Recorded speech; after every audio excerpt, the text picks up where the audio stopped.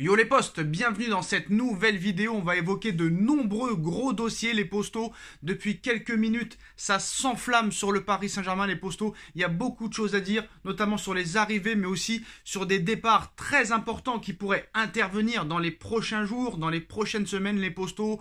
On parle de joueurs légendaires du Paris Saint-Germain qui sont là depuis plus de 10 ans maintenant et qui pourraient quitter le Paris Saint-Germain dans les prochaines semaines, les postos. Est-ce que le projet Paris Saint-Germain va réellement changer? Est-ce qu'il va changer dans le bon sens, les postos? Parce qu'avec les infos qui viennent de tomber là, on peut se poser la question de l'avenir du Paris Saint-Germain dans les prochaines années. Alors, on va commencer avec Édouard Michou, les postos. Le Celtic est en négociation très avancée avec le Paris Saint-Germain pour Édouard Michou. Le PSG est prêt à le laisser partir. La première offre arrivera prochainement et sera à la hauteur de 2,5 millions d'euros de la part du Celtic Glasgow. Je pense très clairement que tu peux vendre Michou le double. Voilà, même s'il n'a pas beaucoup joué avec le Paris Saint-Germain. Mais bon, on a vu qu'avec Xavi Simons, tu l'as laissé partir, mais tu as une clause de rachat de 4 millions d'euros. Alors je ne sais pas comment le PSG a très clairement fait sa méthode parce que Xavi Simons était en fin de contrat. Donc tu ne peux pas mettre de clause de rachat. Mais le PSG a réussi à faire ça alors que le joueur était libre. Voilà pour Xavi Simons. Est-ce qu'ils feront pareil pour Édouard Michou qui veut très clairement quitter le Paris Saint-Germain? En tout cas, négociation très avancée entre le Celtic et le Paris Saint-Germain. Une offre du Celtic pourrait arriver à hauteur de 2,5 millions d'euros. En ce qui concerne Mauro Icardi, les représentants de Monza en Serie A ont rencontré à 2 reprises Wanda Nara, la femme et agent de Mauro Icardi. Le club italien veut recruter Mauro Icardi au Paris Saint-Germain qui souhaite s'en séparer. Comme vous le savez, Mauro Icardi a été acheté 72 millions d'euros il y a 3 ans à l'été 2019 par le Paris Saint-Germain. Et je pense que le PSG va en minimum demander 30 millions d'euros.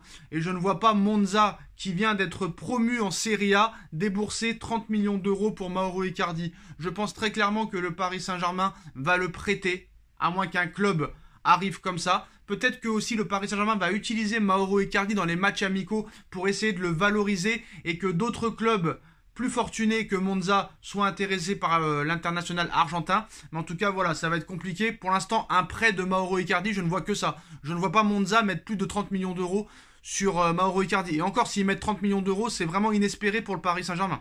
Alors, maintenant, les postos.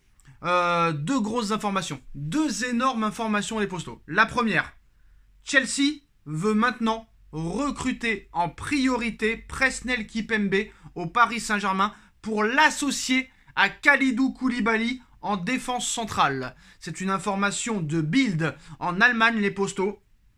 Chelsea veut très clairement Presnel Kimpembe depuis très longtemps. Il y retrouverait Thiago Silva et Thomas Tuchel, ses anciens coachs et joueurs coéquipiers au Paris Saint-Germain. Alors vous le savez, Kalidou Koulibaly va arriver dans les prochains jours à Chelsea pour une somme avoisinant les 40 millions d'euros. On sait que Koulibaly était une piste de très longue date du Paris Saint-Germain qui n'est plus très clairement intéressé. Le Paris Saint-Germain va finaliser dans les prochains jours normalement Milan Skriniar en tant que défenseur central, c'est-à-dire que tu vas te retrouver avec 3 défenseurs centraux, c'est-à-dire 4 défenseurs centraux, si tu rajoutes Kimpembe bien sûr, Kimpembe, Sergio Ramos, Marquinhos et Milan Skriniar. Il y en a un de trop, même si on nous avait dit que le PSG cherchait vraiment 4 défenseurs centraux de très haut niveau. Alors est-ce que c'est vendre Kimpembe pour encore acheter autre chose? Mais en tout cas voilà, le Paris Saint-Germain demande minimum 40 millions d'euros pour Presnel Kimpembe, l'un des seuls joueurs qui reste formé au club. Faut-il se séparer de Presnel Kimpembe? Chelsea en fait une priorité. Le Chelsea a laissé de côté un petit peu la piste Jules Koundé pour s'intéresser à fond sur Presnel Kimpembe. Alors c'est compliqué, c'est très compliqué parce qu'on sait très bien que souvent quand un joueur s'en va du Paris Saint-Germain, il réussit ailleurs. Pareil pour les coachs. Donc c'est très dur pour moi de donner un avis très sincère sur Presnel Kimpembe.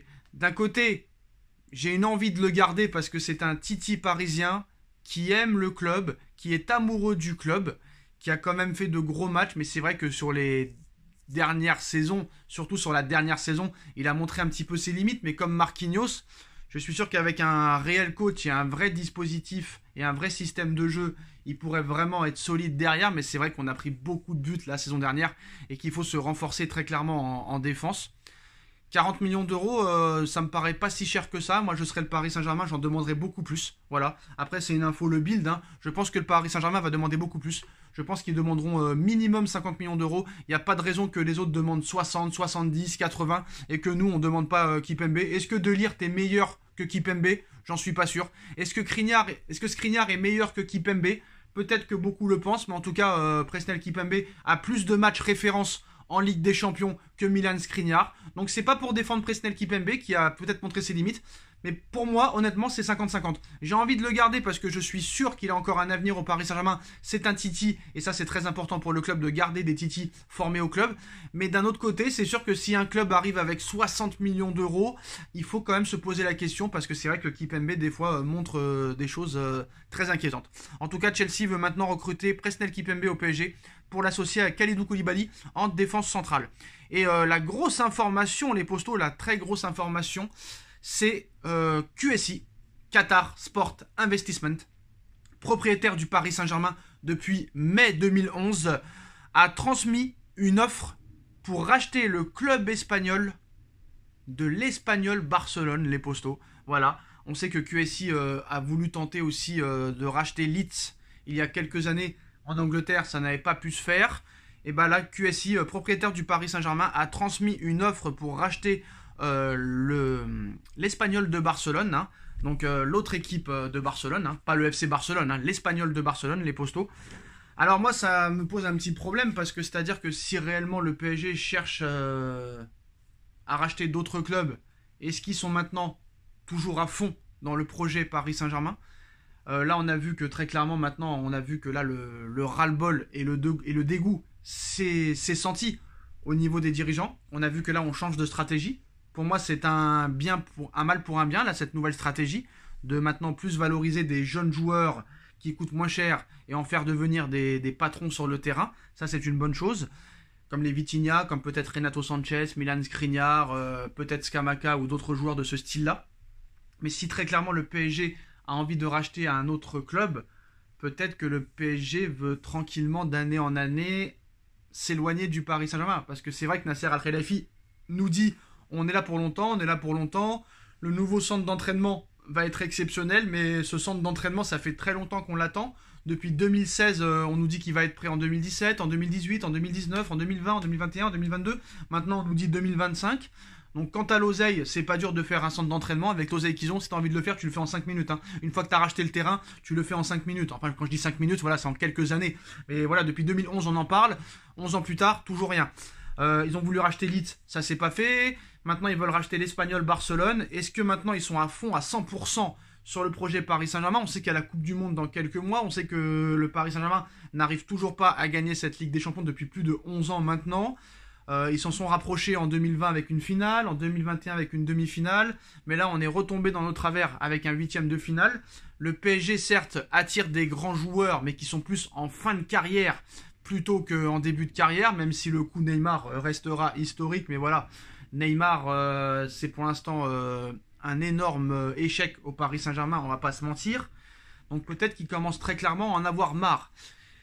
On a vu aussi qu'au niveau des coachs, eux aussi ont fait n'importe quoi, hein. Ils ont leur part de responsabilité, les joueurs ont leur part de responsabilité, les dirigeants, tout le monde a sa part de responsabilité dans ce club. Mais ce qu'il faut savoir, c'est que le PSG a fait tout à l'envers. En faisant venir Carlo Ancelotti, c'était le Graal à l'époque, et après petit à petit ils ont pris de pire en pire.